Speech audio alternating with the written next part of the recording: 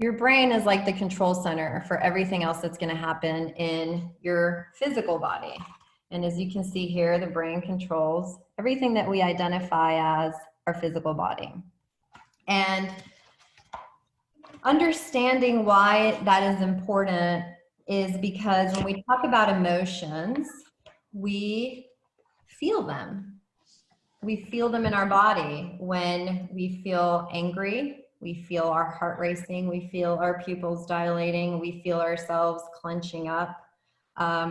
When we feel sad, we have a different reaction. So teenagers think in emojis. It's been researched that they identify and think in emojis when it talks about emotion. So I had this ready for them to see.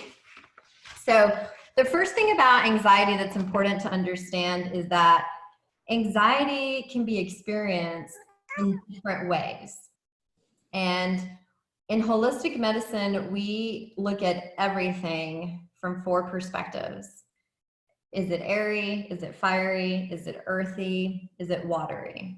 And then that's how we try to deal with it. So anxiety can be felt as a tornado in the brain.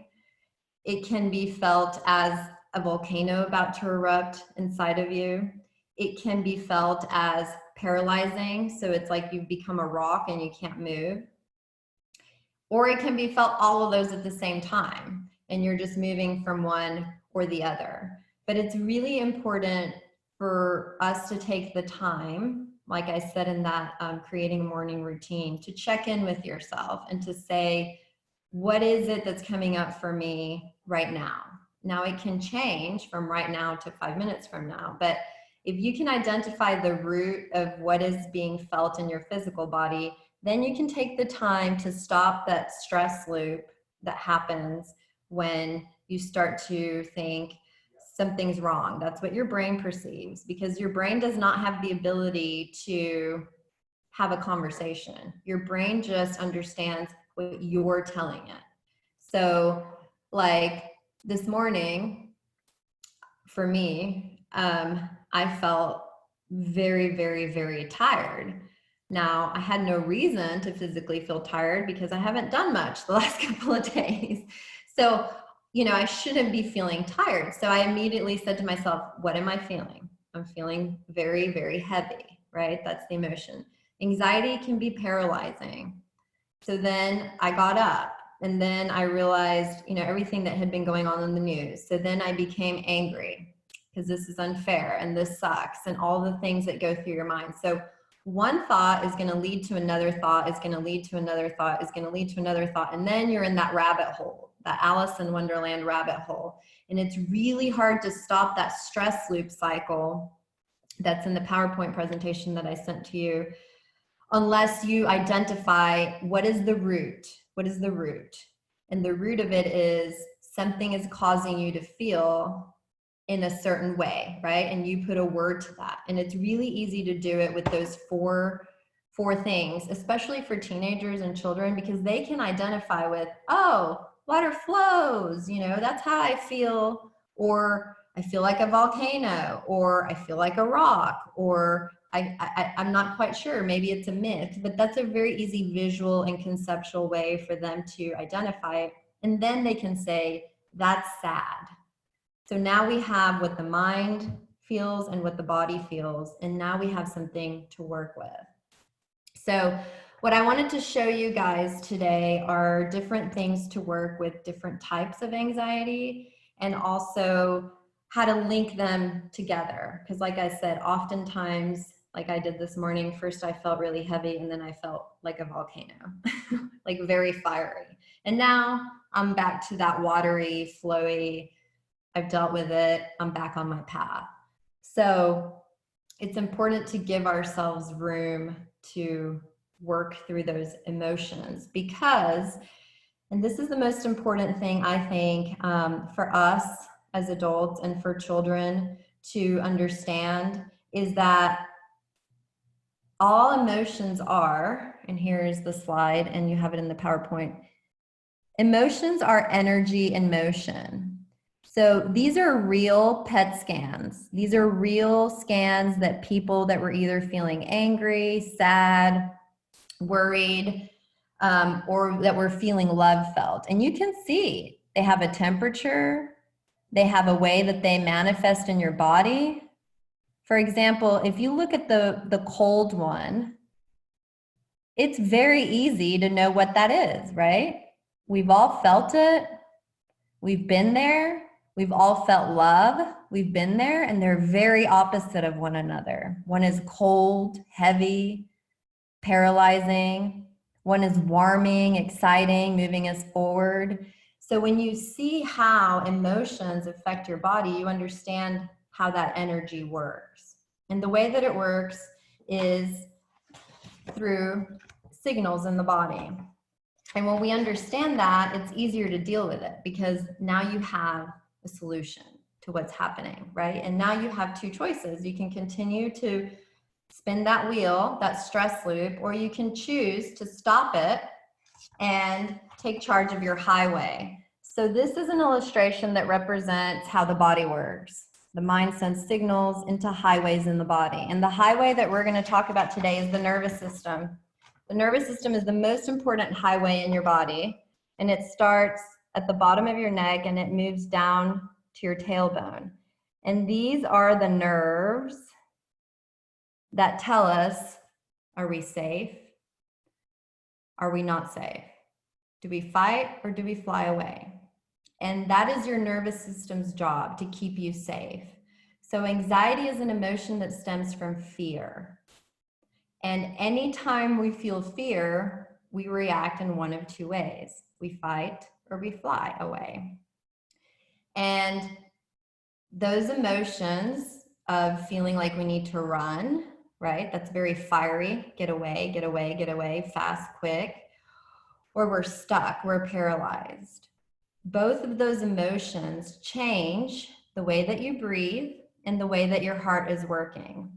So that's the first thing that we're going to talk about is how can I empower myself to take control of what's happening around me? Because this is the magic of yoga therapy, and it's that it empowers you to have control. Because even though things are happening around you and to you, you can control how you act and how you choose to handle what's happening around you. And that is very special and very, very, very empowering when we learn how to do it. And it's not hard to do it. We just have to choose to do it. And the first way that we learn to do that is by learning, what are we feeling, right? And some people are visual, some people are auditory. My son is very auditory, and he describes how he feels through words, poems, things like that. I'm very visual. So the pictures that I showed you about the scans, that's where I go. I'm like, I'm feeling hot, I'm feeling burny. And then there's other people that are kinesthetic, I'm feeling squishy when you're feeling sad, or I'm feeling super tight, and they'll show you.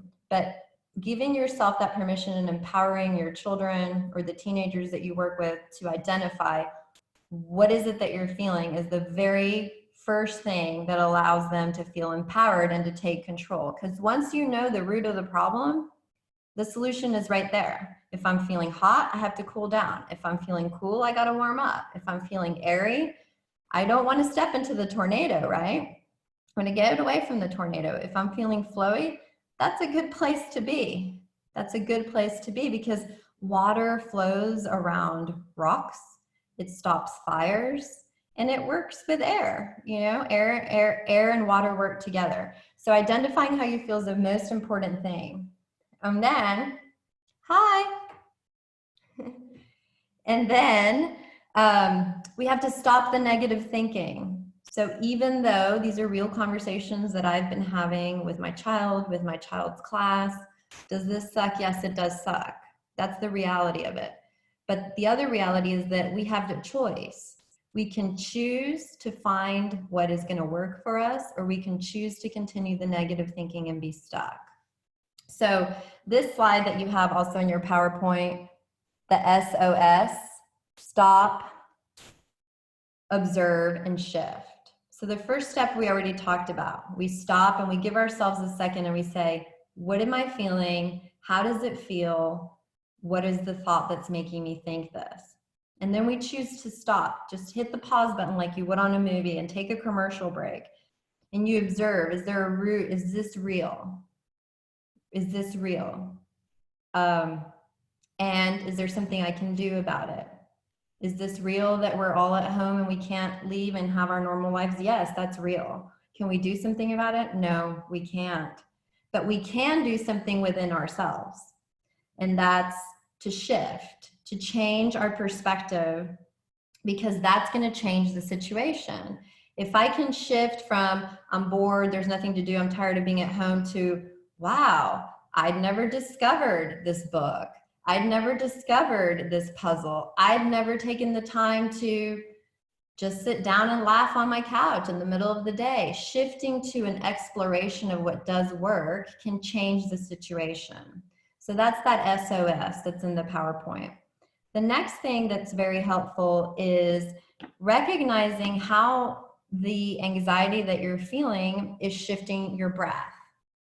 So breathing is one of the main ways that your nervous system gets information, because it helps regulate how things flow and how that energy flows through your body.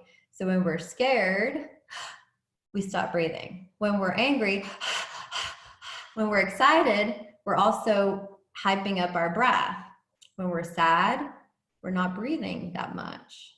When we're worried, we might be breathing a lot or not breathing that much, depending on how you personally react. So check in on your breath, which is the first exercise that we're going to do.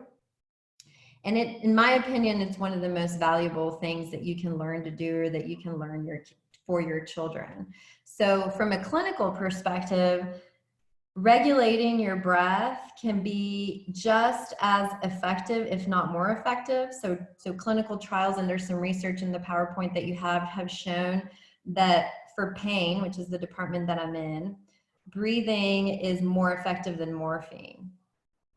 Now, you have to continue to do the breathing for it to work long term, like the medicine does, and that's where it gets tricky.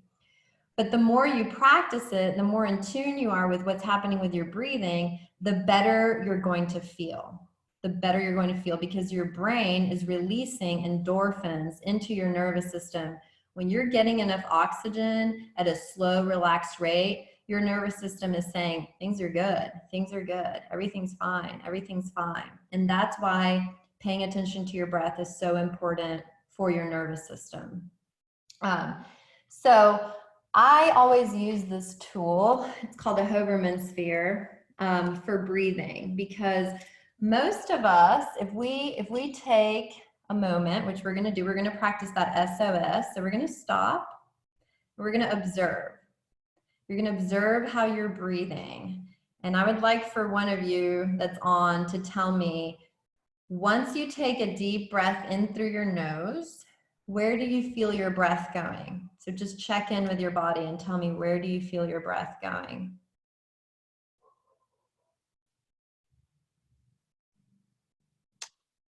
I feel like it stays on my chest. Yeah. Okay. That's what I was looking for.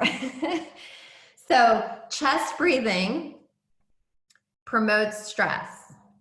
So you don't even have to have a thought to feel stressed when you're chest breathing. You don't even have to tune into the mind to feel stressed. So if you're a chest breather, which like 98% of Americans are, you're already stressed. And that's because that is not how our bodies were designed. Our bodies were designed. So if you think about it from an anatomical perspective, where are your lungs? Are they here or are they here? So the air is not even getting to your lungs. Here. That's right. The air is not even getting to your lungs. And why is that important? And why breathing affects your nervous system? Air is the #1 ingredient for energy. So if I wake up in the morning and I'm chest breathing and I have not even gotten out of bed, right? I'm already stressed, because my body doesn't have enough energy, because the air isn't getting where it needs to get. It's not, my diaphragm's right here and my lungs are right here. Those are your breathing components of your body. Those are the things that were put in your body for you to be able to have energy.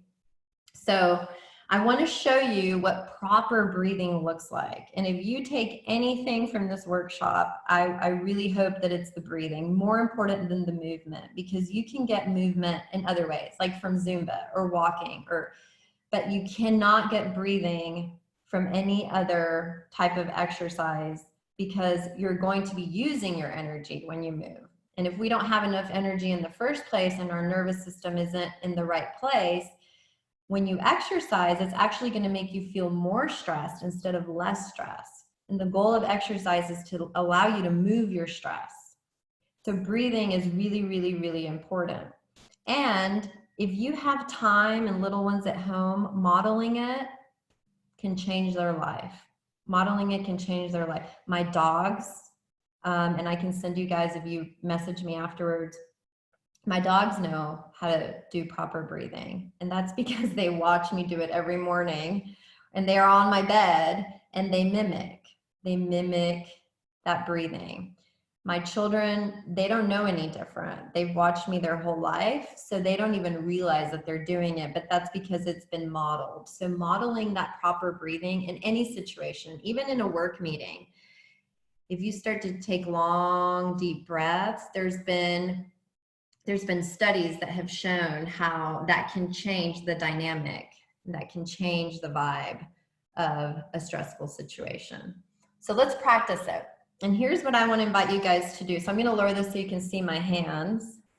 Okay, so you're going to take your fingertips, they're going to touch, and you're going to put them on your belly like this.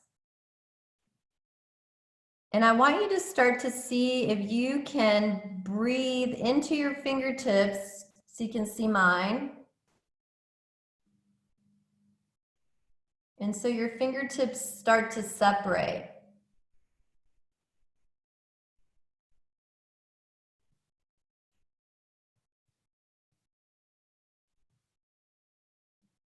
And see if you can hear yourself breathing, feeling the air coming in through your nose, moving like an elevator all the way down into the belly, and then moving back up as you exhale out of your mouth.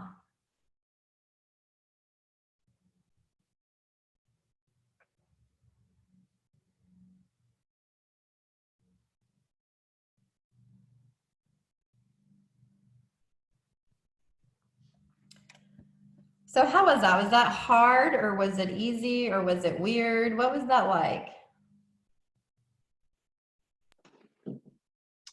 It was harder. Harder? Yeah. Yes. Yeah.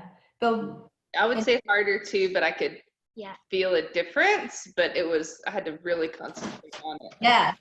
Yeah. And that's the challenge. You have to connect. It's that mind-body connection. You have to connect, and you have to make the choice to do it that way. However, now we're going to practice it with intention, with the intention of actually shifting from where we are right now to feeling a little bit calmer. So what I'm going to cue you to do is breathe into your belly. So pretend this is my belly. You're going to inhale for the count of 4. And then you're going to exhale out of your mouth for the count of 5. And it shouldn't just be like, it should be.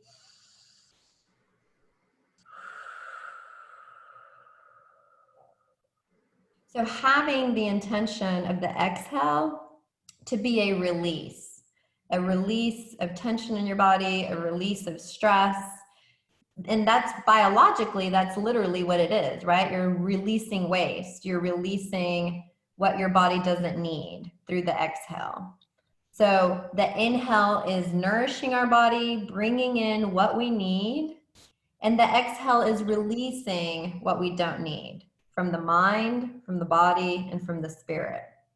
So think about your body being a container like this, like a little clear container, right? And every time you inhale, you're nourishing, you're putting in what you need into your container. And every time you exhale, you're letting out the trash, the stuff that you don't need.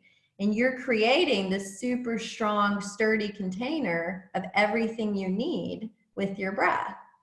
So we're going to practice that. We're going to do 10 deep breaths. And 10 deep breaths ideally should be a little less than 2 minutes, which isn't a lot of time. But here's the awesome part about 10 deep breaths. If you practice 10 deep breaths 3 times a day, like you would take a medicine, it has been shown that it changes the way that your nervous system reacts. So it starts to shift into better rest and digest, which is one part of your nervous system, and less reactivity, which is another part of the nervous system. So it kind of shifts you into a calmer place, which is what you see people that are big meditators and stuff kind of always be in this very stable place, no matter what's happening. It literally shifts your nervous system, which is why I'm such a big believer in this practice. Okay, so we're gonna take this ball, and I want you to watch the ball, not watch me, but watch the ball, and try to let your stomach expand like a balloon. Like blow up your stomach like a balloon and then exhale out of your mouth. So I'm gonna just count, and you just listen to my count and watch the ball. And we're gonna do it for 10 breaths. But you don't need to count, I'm the one that's gonna count for you. So everybody, the other thing that's really important is to have your back straight. And the reason why you wanna have your back straight is because remember what the highway for your nervous system is? So the highway for your nervous system is your spine. And if your spine is rounded forward, then what you're creating is a traffic jam.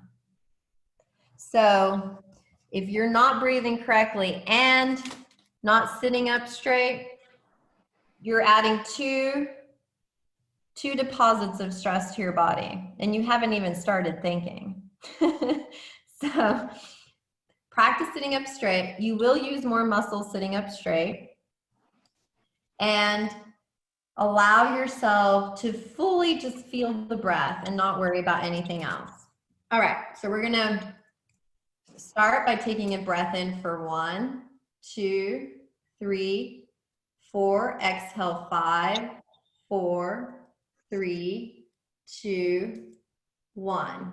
Inhale 1, 2, 3, 4. Exhale 5, 4, 3, 2, 1. See if you can hear your inhale as you inhale for 3, 4. Listen for your exhale. 5, 4, 3, 2, 1. Inhale 1, 2, 3, 4. Exhale 5, 4, 3, 2, 1. Inhale 1, 2, 3, 4. Exhale 5, 4, 3, 2, 1. Inhale 1, 2, 3, 4. Exhale 5, 4, 3, 2, 1. Inhale 1, 2, 3, 4. Exhale 5, 4, 3, 2, 1. Let's make this the deepest one. Inhale, and then exhale.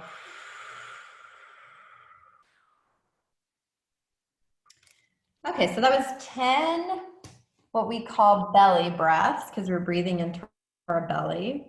And does anybody want to share anything about that? How did it feel?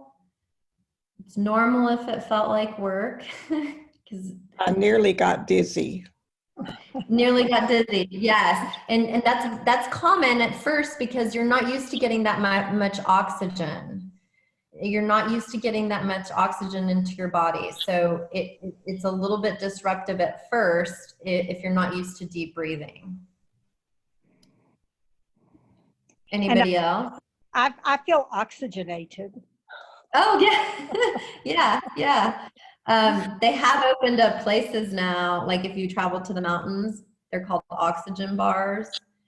And you go in and they just give you these pumps and I mean, it's what you're doing now. You're just putting more oxygen into your body to help you not feel lightheaded or altitude sickness. Mhm. Anybody else? How was it for your daughter, Wendy? I think it was hard for her to figure out how to breathe through her stomach, or like breathe in through her stomach, because she was like holding her breath, I think. Yeah, so a fun activity to practice this for kids that I like to do is let them blow up balloons. Okay. So when you're blowing up balloons, you're practicing that. And it's really fun. It also expands their lung capacity, which helps them feel what it feels like to have more oxygen in your bloodstream. So that's a fun activity. Yeah. But kids pick it up very quickly if they practice it. And something I do with my son, especially now that they don't have school, is we do 10 deep breaths before he starts his schoolwork. And it just helps put him in that zone and transitioning from, living room to desk or whatever the transition is. And it also helps adults, now that we're, most of us are working from home, to have that as a transition. Just taking some deep breaths is a good way to shift from, living room to office meeting or whatever it is that you have to shift from. Does anybody have any questions about the breathing? No. So do you do this when you wake up? Like, do you suggest practicing this when we first wake up in the morning? Or what are your thoughts on that? So yes, yeah, absolutely. So part of the other booklet that I sent you guys that I put together, I highly encourage people. So back to talking about, I want you to think of your body as a container, right? And the container is blank. It's a blank, it's a see-through. This is a see-through jar. So if I wake up in the morning and decide to drink juice and I pour the juice in, I'm going to be really hyper in the morning, right? If I decide to pour in coffee, I'm also going to be hyper. If I decide to pour in milk, I'm going to be pretty satiated, right? I'm going to feel like I have what I need. If I decide to pour in nothing, I'm empty. So it's all about what are you going to put in, because what you put in from your brain and from what you're consuming into your container in the morning is going to set the GPS for your day. So what you do in the morning is going to be setting up kind of the mood for the day. And there's a couple of things that I always tell people. A lot of people don't like this, but if you wake up and the first thing you do is reach for your phone, especially now, you're not going to have a good day, because you're hyperstimulating your brain just from looking at your phone. The waves that come out of your phone, they hyperstimulate your brain. So that's stressful as well. So if you create a very nurturing morning routine for yourself, then it's going to set a different tone for the day. And it's best to do it in the morning because of that, because it goes with you throughout the day. However, sometimes life happens, we don't have control, and you might do it at a later time. But what I have done for myself is made it a priority. So I wake up half an hour before my family, and that's my time for my morning routine. That is my time. I value that time. My children know that if they walk into my room and I'm doing my breathing or my journaling or my meditation, they have two choices: to join me or leave me alone. That's it. And they know that. I've established that, like, these are my boundaries and this is what's happening. So it's become my sanctuary space. And I have a spot in my house where it gets done.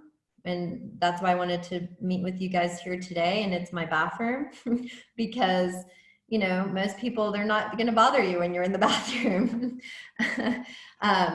And it also just cultivates that nourishment and that cultivation, right? Like my bathroom is where I clean my body, is where I brush my hair. It's where I look in the mirror and see myself, and where I can be really honest and raw with those feelings of where am I at.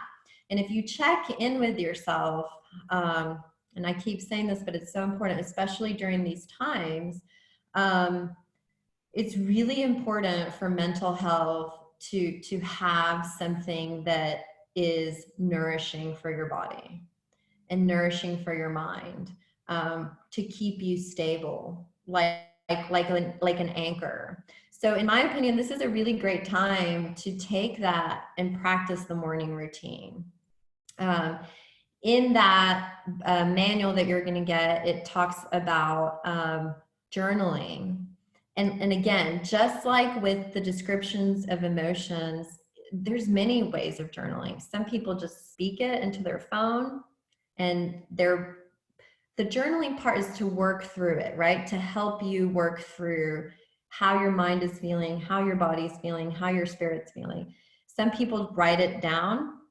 Some people draw it.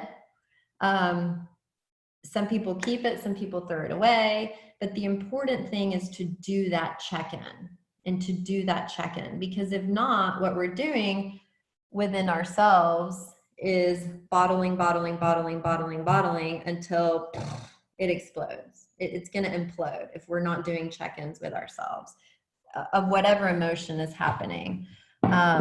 So the morning routine, yes, I would highly suggest that it's done in the morning, and that you try it. You know, it's a habit like anything else. When you're creating a morning routine to help you, it's going to be like creating any other habit and finding what works for you. You know, I have had some people that tell me that they always do their journaling, but not the meditation, or they always do the meditation, but not the journaling. Journaling for me in particular is extremely challenging because I'm a verbal person, and most of my job is communicating with my mouth. So grabbing a pen for me, and I am able to, like, I'm one of those people that in my head, I'm like sorting. Even when I give my talks, you know, I'll make my outline, I'll send out my idea, and then it's there. The information is within me and it's there. And I don't consider myself a good writer. So the journaling is really hard for me. So what I've learned to do is outline, because that's how my brain works. So instead of journaling like paragraphs, I will outline. Like, you know, pain in my shoulder, heaviness, just to like get what I would do in my mind, but just as an exercise to check in. And so finding what works for you is also nurturing, because you're learning to create a relationship with yourself. And I think for women and for young girls, I have found very few that were taught how to do that, how to create that relationship with yourself. We had relationships with our moms or our sisters or our grandmas or our teachers, but taking that time to say what works for me, you know, what are my needs? Am I checking in with myself? Creating that relationship with yourself is really special, because then you become more empowered and more able to check in when it's not your morning routine, you know, when it's the middle of the day, or when we all go back to our lives and back into a routine. It's easier to say, wait a minute, this is what's happening. This is how I can counter it. So yoga is all about the yin and the yang, right? And really it's about the unification of, it's not all bad, it's not all good. There's somewhere to meet in the middle. That's why I like to explain it to young people, that like to try and identify with fire, air, water, and earth, because it's really easy to understand. And those pictures of When I'm sad or depressed, I'm that blue, I'm cold. Well, how do I bring heat into it? When I'm angry and excited and overwhelmed, it's that fire. Well, how do I cool down that fire? Those are really easy ways to do it, but you can't do that unless you create a routine and unless you take that time to check in. So do you guys have any questions about that? Okay, so now I want to, oh yes, go ahead. I was just gonna ask, do you do a evening routine or a nighttime settling down routine with your breathing? I do. I haven't put together a little manual or book about that, but that's a good idea. But I do, and I do it after I get in bed. Because I still have young kids and I usually work, that evening time is kind of like a mini marathon. Like you get home, you got to do homework, you got to do dinner, you know, or if you're in a different stage of your life, you're still kind of wrapping it up, right? You're wrapping that day up. But once I get in bed, I do my breathing. I am a very hyper person normally. Like I'm not ADD, I'm not hyper. I'm just like, I like to go. And that's how I feel like I'm getting stuff done. So that like pulling in the reins and getting in bed is hard for me. So I have to wind down, and I use my breathing once I get in bed to kind of like tell my body, like we're going from doing into rest mode. Like you would a little kid that doesn't want to go to sleep, you know, it's time to rest. And I use my breathing. Sometimes I'll put on a meditation, but all the time, even when I travel, I have a sound machine that I use. And then I also have, because like I said, I'm very mobile, and people that are very mobile, and you can identify people by this, right? The one that like in the meeting is always getting up and doing something and then sitting back down or reaching for the pencil, or, you know, those people that are like this even when they're in a meeting, they need a lot of grounding, a lot of earth. And so I use a face mask that literally is a weighted face mask, and it presses down on me. I use a weighted blanket, and I use my breathing and my sound machine. My husband is very hot-natured. He's more volcano-y. And so he doesn't use any blankets. He has a fan next to him, and that's how he prepares for the evening. But see, it goes back to those like, do I need to heat it up? Do I need to cool it down? Do I need to be brought down? People that are very watery, like those easygoing people that are, they don't need much of that. They could sleep on a couch, you know, like my brother, he sleeps sitting up, he sleeps on the couch. You can put him anywhere, you know, he's always like, oh, it doesn't matter. So the evening routine can be just as important as the morning routine, except the morning routine is harder to cultivate than the evening routine, because all of us have already been sort of trained that at some point we go to bed. But not all of us have had the opportunity to do that exploration of what happens if I take care of me first. So when I do presentations for adults on the morning routine, I say, you know how on the airplane they tell you what when you're with kids? What do they tell you about the mask? They tell you to put yours, on first. Right. And so when you wake up in the morning, put your mask on before anybody else. And we have a joke at my house that my husband says all the time. And he was like, does mom need to go do her morning routine again? Did you forget your morning routine? So yes, so I think that out of any routine you can cultivate, more than exercise, it's this, especially now with everything that's happening in the world, because it will give you that stability for yourself, like that anchor that you need. And the real interesting thing about this is that I've been talking about this to patients for a really long time. And today I got a call from the hospital because they've sort of shifted to only sort of life-threatening procedures are going on at the hospital right now, and they're cutting out a lot of us that saw patients from going in.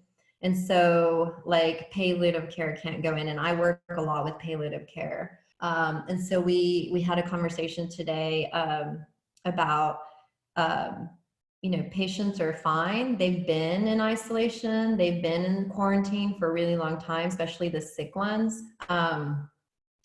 But what can we do for them while we can't go in to keep that up? And I talked to one of my patients earlier today, and she said, well, I think I'm okay because I have my morning routine, you know? And she's like, and I've been doing that for a couple of months. So for me, nothing's changing. And so the patients that have been, and what the rest of us are trying to do right now for the next month, it has worked. It has given them that stability. And so I'm a big believer in it. And even for me, you know, I was paralyzed. I was told that I wasn't going to be able to walk or move again. And this was 5 years ago. And I had to be in the hospital for 5 months, and I had to relearn to walk, and I had to relearn to move my leg. And I really, truly believe, and that's when I put the book together, because I thought if I can make this help somebody else, you know, then this is why this happened to me. This was the purpose of this happening to me. And it truly helped me make it through a situation where I could have gone nuts. You know, I had 2 small kids. I had to quit my job. It was very hard. I didn't know if I was going to be able to walk again. And right now, a lot of us don't know what's going to happen and what's next, you know? So in a sense, it's very similar to what patients have gone through, what I've gone through, that we use this now to be stronger and be empowered and be motivated to be okay with ourselves. Because if you're okay with you, Jasmine, and I'm okay with me, and Jane's okay with her, and Grace is okay with her, then we can support one another. But if we're all anxious and falling apart, our conversations are going to be super negative, and we're going to promote that stress loop with one another instead of bringing each other up. So let me show you guys some poses that are really helpful too for anxiety. So the thing about anxiety is that you don't want to fuel it. Power yoga, running, fast movements are going to fuel anxiety. They're not going to help anxiety. And that's really important to remember. Are they bad to do? No. You still need to move. You still need to exercise. But if you're feeling super anxious, the worst thing you can do is go for a run. Am I breathing correctly when I run? Can I breathe? No. More lack of oxygen, more stress. Those things are meant for you to do when you have extra energy, when you need to move anger, when you need to move the hot emotions to get rid of the heat in the body. But when you're anxious and you're feeling overwhelmed, you need to soothe the body. And so it's not difficult to remember, even if you've never done yoga before, because if you have had any person in your life that's nurturing and loving, and they know you're not okay, what are they going to do? If they can see you, be close to you, what is the first thing they're going to do? Most likely. Maybe hug you. Right. So that's what you need to know. How do I hug my body? And I have kids do this all the time, and they're like, oh, I've never done this. It feels so good. But one of the easiest things you can do is wrap your arms around your body like this. So try it now, and you'll feel the stretch in the back of your body. And then you move side to side, and you feel how you're stretching the side of the body, the back of the body, but it's also very nurturing. And then you lift your elbows up and you lift them down, and you should feel a big stretch in the back of the body. You guys feel it? And then you move side to side. So it can be as simple as doing that. The other thing that is very nurturing for the body is circular motion. So I call circular motions hugs for the body, because They promote circulation.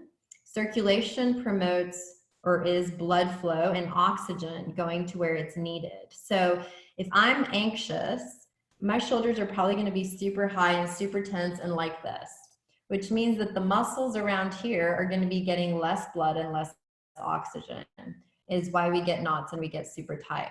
So starting to move your body in circular motions, not only might you get some pops here, but you're also going to start to kind of feel a little bit looser, right?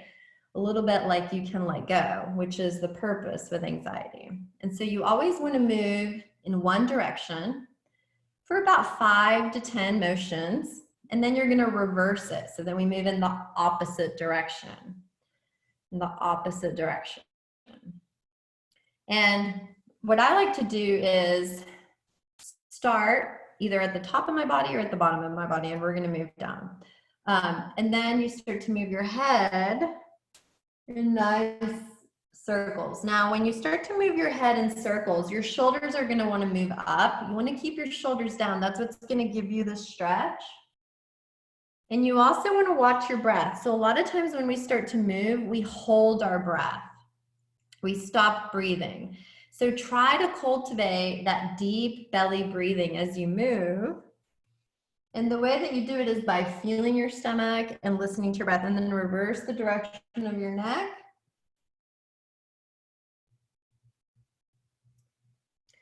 Yeah, and then just be still.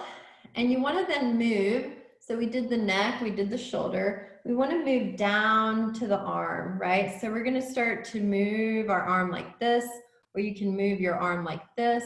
We're kind of getting the elbow. And the body loves this because remember, your nervous system is here. And so when we do this, we're kind of squeezing it. We're giving it a hug. We're relaxing it. And then you want to move in the opposite direction. And some people like to put their hand here like this. It just kind of depends on what is feeling right. And that's the other thing, right? Does it feel good? Is it right for me right now? Those are questions that you want to ask yourself. And you want to do the other side. So some of us have tightness for different reasons, injuries or posture in one side and the other. If you feel one side is tighter than the other, you want to stay a little bit longer on that side. And then reverse the direction. And so then we're going to move down to our hips here. So you want to start with one side, and if your balance is off, then you put your hand somewhere for balance, but you want to kind of move like this. And this is really common to get pops or for it to be hard. Our hips support our low back. So a lot of tightness is common, and then you go the other way.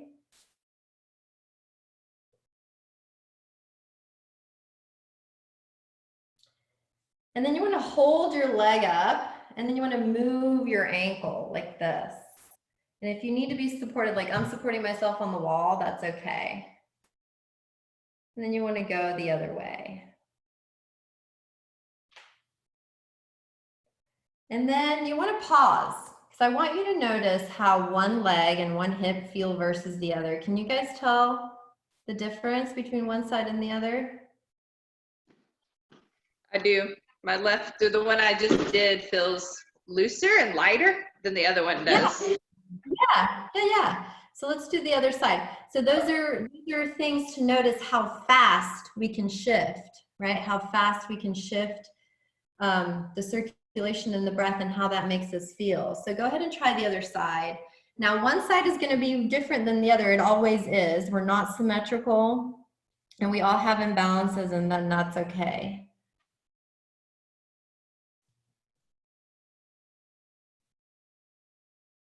And then reverse it.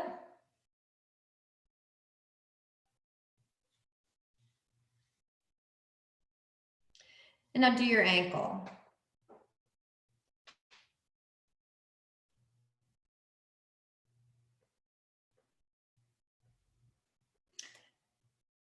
Okay, so that's circular motion. So the other things that I wanted to share with you guys are, there's no wrong or right way to do yoga. Yoga is about self-knowledge. It's about doing what's right for your body. But when you're feeling anxious, you want to have movements that are bringing into your body what you need. So you don't want to do big back bends, chest openers. That's pulling your energy away. You want to pull in. So bringing your knees in towards your chest if you're on the floor, or if you're sitting in a chair and you want to bring your knees in towards your chest, that's going to be comforting. Folding forward, which is what I'm about to show you. So you see my counter right here. You can do this on in the bathroom, in the kitchen. This is a really, really great pose that I love. So you want to split your hands out like this, and then you're going to walk your feet back, and you're just going to kind of bend forward, and then you're going to bend one leg and bend the other. And the important thing, which you're going to see now, is that you drop your head so you get a full stretch through your back. So you're going to drop your head down, bend your knees as much as you need to, and then straighten one, and then straighten the other. And then from here, you're going to inhale and kind of round your back, which you can't see my back, but I'm going to let you see my back from the side. So my hands are on the door, which you can also do, but my back is straight. Even if I need to bend my knees, that's okay. My back is straight, and then I'm going to round my back up, and I'm going to drop my back down. So this is called cat-cow. Just like this. And then you slowly round up.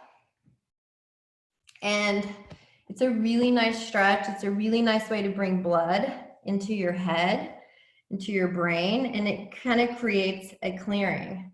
The other stretch that is really, really nice when we're feeling overwhelmed is to stretch out from the armpit to the hip. So you want to lift your arms up and move to the side and then come up.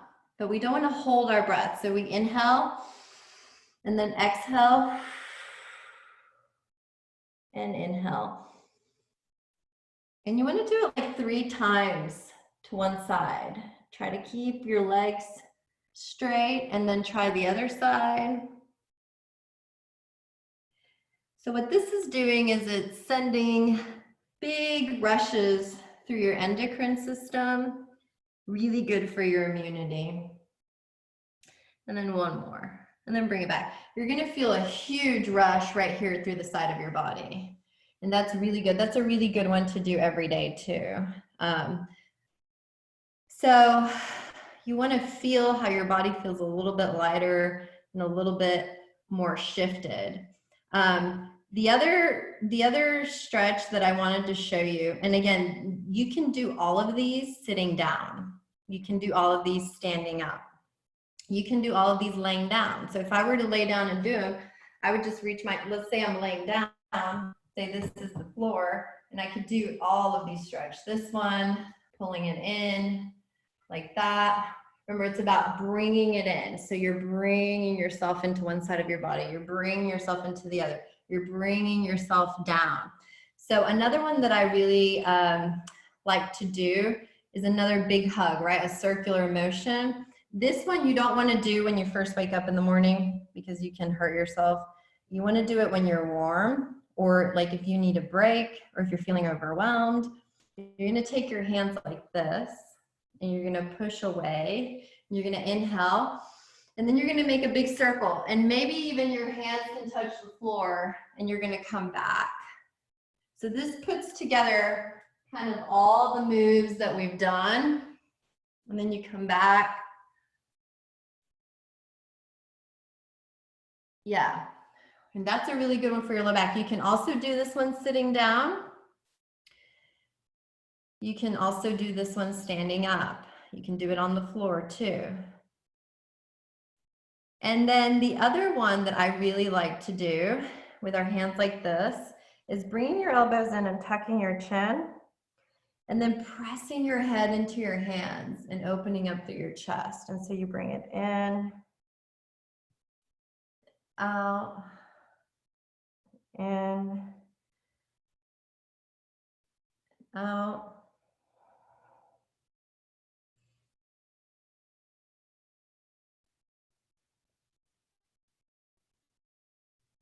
Yeah, that's a really good one.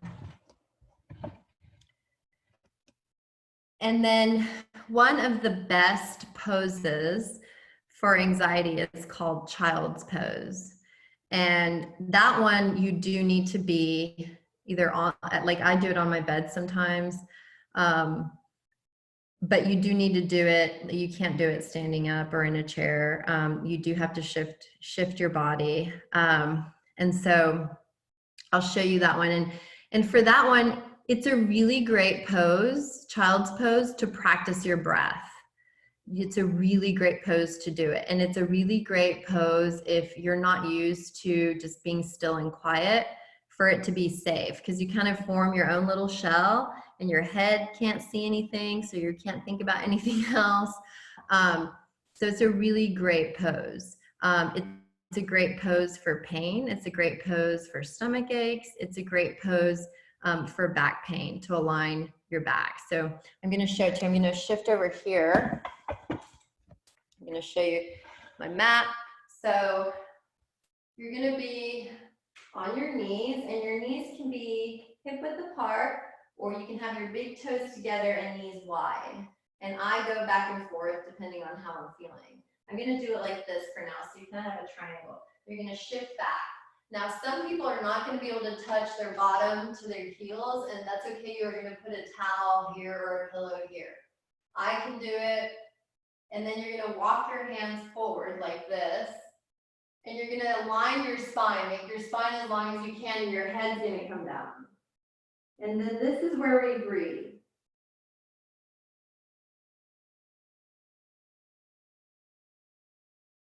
And then you can take your hands to the side and get that side body stretch. And then your hands to the other side.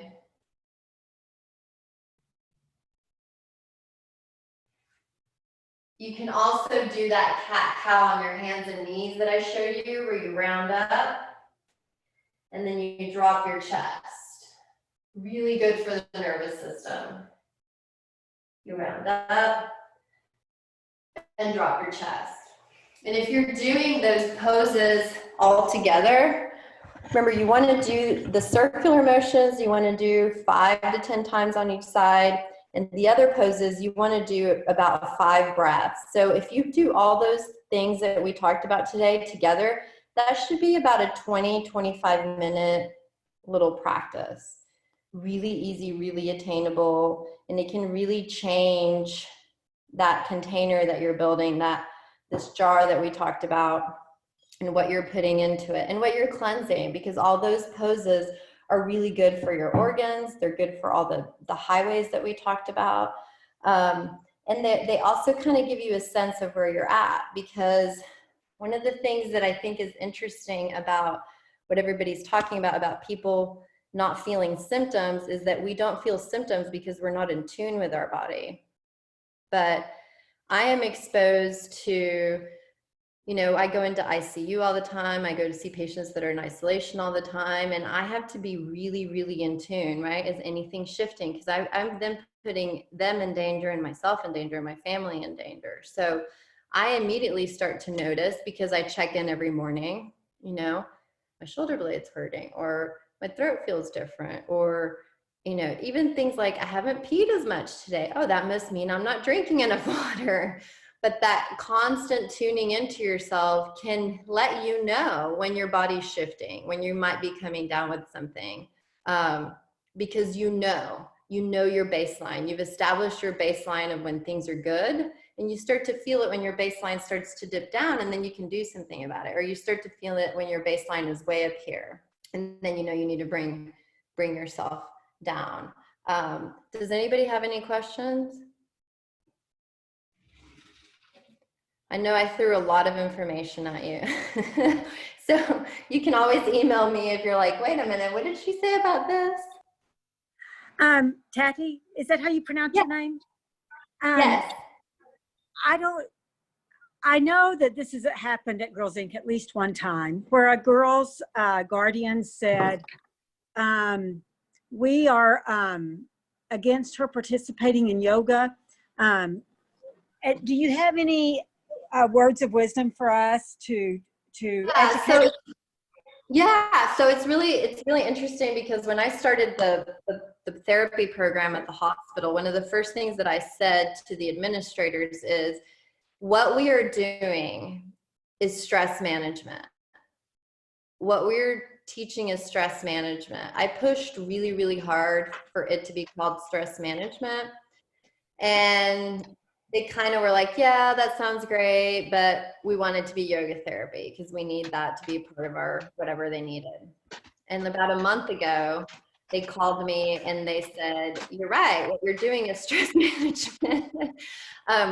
Because my thesis was in anxiety and stress management. No. I use yoga therapy as a tool, but as you heard today, yoga is not about anything except self-regulation and knowing yourself and knowing how to, if you're feeling one way, shift out of it or stay there. If you're feeling good, then do what you're doing because it's working. But if it's not working, then we need to shift out of it. So I'm very careful with the word yoga therapy. I call it stress management. I call it, I'm a therapist, so I call it therapy, and I implement these tools. And so a lot of these tools that I showed you today, the reason they're called yoga therapy is because somebody called it that. But other people are calling it stress management. And I never, ever, ever, ever bring any sort of the sort of tricky religious things into it because I studied science. I studied the clinical aspect of it. I talk about science. I talk about those things. And I've never had, I've worked with Jehovah's Witnesses. I have worked with Muslim patients. I've been, I think I've worked with every religion because what I always say when I introduce myself is, hi, I'm part of the pain team. I'm here to offer you some tools that are non-medicinal, that are non-pharmaceutical, for us to get through this together. And everybody has a getting through something, right? Everybody's working through something, but that's what I offer to them. And I've never had anybody say, no, I don't want this, or I refuse this. Do people have it? Yes. And I think that the reason that they have it is because they're presenting yoga as a replacement for something else in people's lives. And that's just not how it is. It's a tool. It's a tool. And so I always try to encourage when I'm helping, like I've gone into schools and helped create stress management curriculums and things like that. And is there a lot of yoga? Yes, because that's tangible for young people. The physical body is a really tangible way for them to understand, if my heart's beating out of my chest, I have to slow it down. And how do I do that? Yoga was designed essentially to allow people to sit still, to move the energy so that they could sit still and do their breathing. So I just present it as a tool, and I'm very, very, very, very science-based because I believe that science helps people understand the why of why yoga works and meditation and why meditation works. And I think it's a really valid question when people are religious to question it. But I always try to reassure them that at least my practice, the way that I treat patients and deal with patients and do therapy sessions, is yoga might come up, but it's not the only thing that's going to be presented. Like when I was working with this one Muslim family, the mom, she didn't speak English very well, and she just said, I love this self-healing, is what she called it. She was like, it's self-healing. And I thought, yes, it is. I like those words. So I have not had a lot of pushback from it. I do know people that have had it, and I think it's because they introduce it in a way that can be intimidating or threatening to people that have other beliefs. But in my particular, I'm Jewish. And I always start with that with people. I'm like, I'm Jewish. I grew up in a Catholic country because I grew up in Mexico City. You know, my first language is Spanish, and I went to mass every Sunday and did a first communion. And then I converted to Judaism because I married a Jewish man. So, you know, and I love yoga and I meditate. So when people ask me specific questions about it, that's what I tell them, because that's my truth, right? And when they ask me if I ever talk about it, no, I talk about the spirit, and the spirit can be nourished in many different ways. It can be nourished in many different ways. Is religion one way? Yes. Do I think that it's important to believe in something greater than yourself? I do think that that nourishes the soul, but I've had atheists that I've worked with, and they find ways to nourish their spirit and it works for them. And I think that's the other cool part about this type of therapy, is that it's not a one way, one size fits all. It's what works for Jane might not work for me, but I want Jane to feel happy and fulfilled and full in her container. And if it works for her, then we have to respect it, you know? And so that's how I've always approached it. And I've never encountered any situation. But again, I think it's because of how I present it, because I've always been into how do I manage stress. And so that's where I always come in. So I hope that answers your question. Any other questions?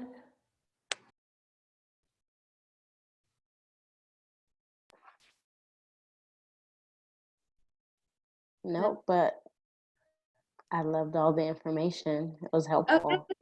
Oh, good. Yeah, well, this is the first Zoom anything I've ever done that's not a meeting, like a, you know, just like a work meeting. So thanks for letting me join you guys. And maybe when life gets back to normal, we could have a live in-person workshop. Could I ask where Yes. I lost my screen because I got a call, but who are you in the Dallas area? I'm in Fort Worth. I live in Fort Worth. Yes. Okay. I'm in Georgia. So, but Oh. I enjoyed it greatly. Thanks to Jane. Oh, good. You're well. Yeah, nice to talk to you. Thanks for joining. Thank you, Tatti, too, for sending over those materials. I look forward to reading that a little bit more and, I don't know, getting a morning routine. Yeah. Because life is crazy right now, being at home with these little ones and work and just life. So yeah. I look forward to a morning routine. Yeah, I'm happy to share. Let me know if you have questions. It's definitely geared. I mean, I wrote that for adults because at that point my practice was mostly adults, and then it shifted to teenagers and kids. So, you know, even if you guys in the future, so one of my things in my heart for a long time, that when you're really busy in life, it's really difficult. I had a friend that I talked to yesterday on the phone, and she said, you know, what's going on? What are you doing? I said, well, I'm not, they're not letting patients in the hospital unless they're super sick. So I'm not seeing a lot of patients right now. I was seeing, you know, 20 to 50 patients per week. And now it's like, you know, I've had 2 this week that I had the Zoom. So I have a lot of time. And she said, do you remember how you always talked about writing something specific for teenage girls? And I said, yeah. And she goes, this is your time, girl. and that was after and I'm never on social media. Like if you go on my page, you see that I'm just not about it. I am against it. I think it's more hurtful than beneficial. But anyway, so it was such a coincidence that I happened to see Jasmine's post, and then that my friend was like, hey, you should really do that. And I was like, actually, I'm doing a call with Girls Inc. tomorrow, workshop. And she's like, you're being pointed in that direction. So anyway, that manual that you guys got was definitely geared towards adults. But I definitely feel like now I may be being called to something more geared towards girls. So maybe we could partner in that. I have been really trying in the hospital to get a group, before this whole thing went by, I was approved to be part of the integrative medicine team, which is a new team coming up in the hospital. And we got permission to do research. And I really, really wanted to do it on helping teenage girls, like have these tools, because I wish that when I was a teenager, I had been given these tools. I think it would have made my early adulthood years a lot more enjoyable. Even though I've always been very confident in myself, I realized later on in my life that I really didn't have the tools to feel empowered. Like there's a difference between confidence and empowerment.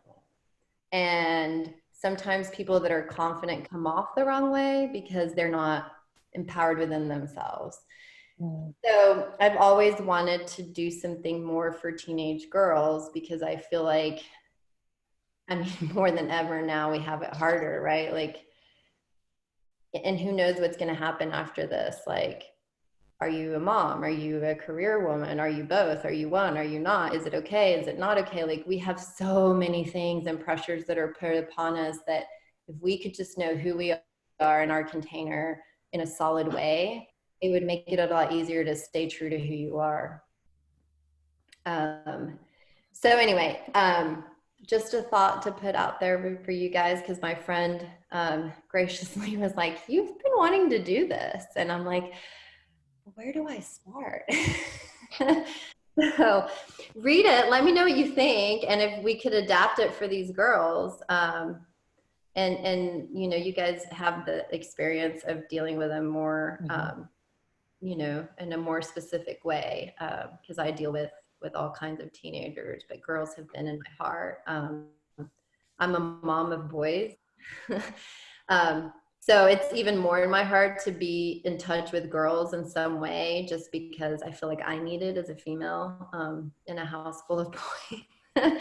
So any of you guys that have that touch or that have ideas for me, I would love to be a resource for your organization in any way that I can. I'll definitely, you know, keep your email on file, be in touch over the summer. I seek out and look for lots of different workshops. So once all this craziness is over and we can actually physically be with our girls, I do think that this will be great for them. Yeah, and the other thing about it is that when you're there, you know, things come up, they share. It's a lot. It can be a really cool experience that you can't have here. You know, this is a drier thing.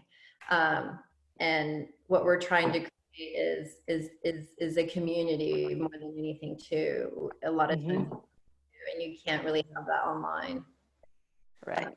Yeah. I know we have some girls, they're called Eureka girls, and I think they're sophomores and freshmen and 8th graders right now, and they are required to have like monthly meetings. And so they're girls that are really good at staying connected and in the program. And so I'd like to share your information with that supervisor and see how we can possibly incorporate a yoga session or therapy or whatever you think, you know, after talking to her.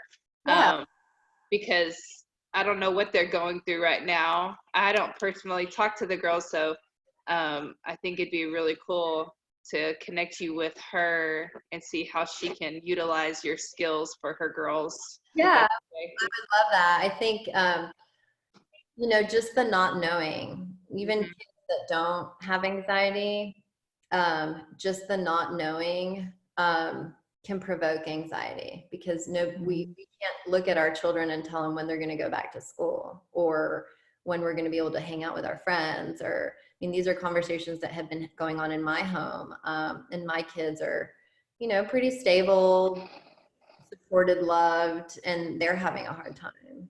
And my heart aches for these children. Most of them don't have tools to deal with it. The parents don't have tools to deal with it because they're also trying to figure it out as they go. And so I definitely feel that this is going to hopefully encourage more of this so that we are more prepared when crises happen.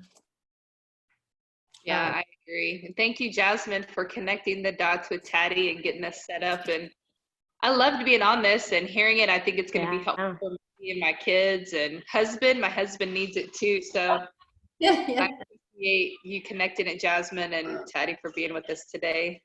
Yeah, well, nice to meet you guys. And you have my email, or Jasmine can share it. And All Will right. do. Thank you. Enjoyed it. bye. Bye.